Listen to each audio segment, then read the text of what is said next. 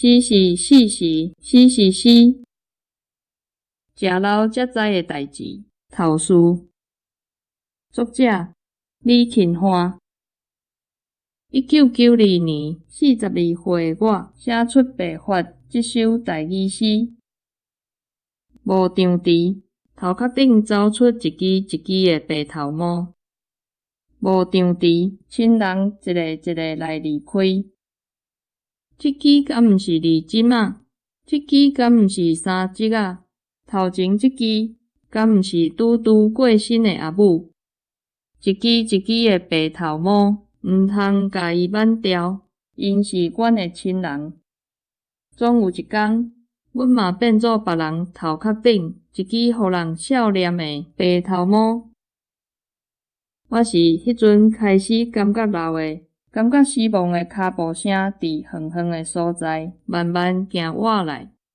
不过是要长壮年的42岁，不过是喷喷规支白头毛，才会有即落感觉。即马回想起来，不过是过敏的诗人性格伫作怪。到56岁迄当，应该是真正小看老啊。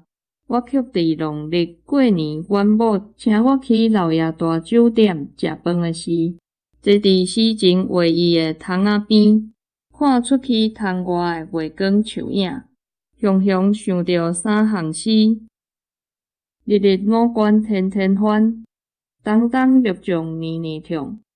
56岁后拼命斩火头，这又搁是如何的灵魂壮志？又搁是如何的乐观甲野心啊？老若像一直袂来，若像真济朋友拄着的时爱讲的好听话。你哪会看起来愈来愈少年？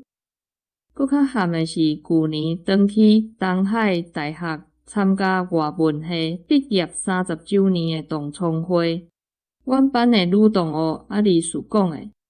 靠，你安怎无变老？其实外表会骗人，人的老是自然现象，年纪直直增加，心理若要停留伫青春少年时，讲起来无介健康。所以5冬前，我开始写这集诗，就超工甲号做食老才知的代志，时时刻刻提醒家己，已经食老啊。甚至阁时常自言自语，甲家己讲：“你是一个老人啊！”老人应该有老人的成熟甲智慧，写诗嘛共款。老人写的诗，品质爱有法度呈现老人的即款特质。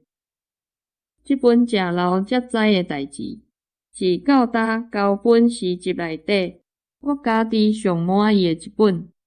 一个真正的诗人应该敬业勤写，食甲老写甲老，阁愈写作品愈好。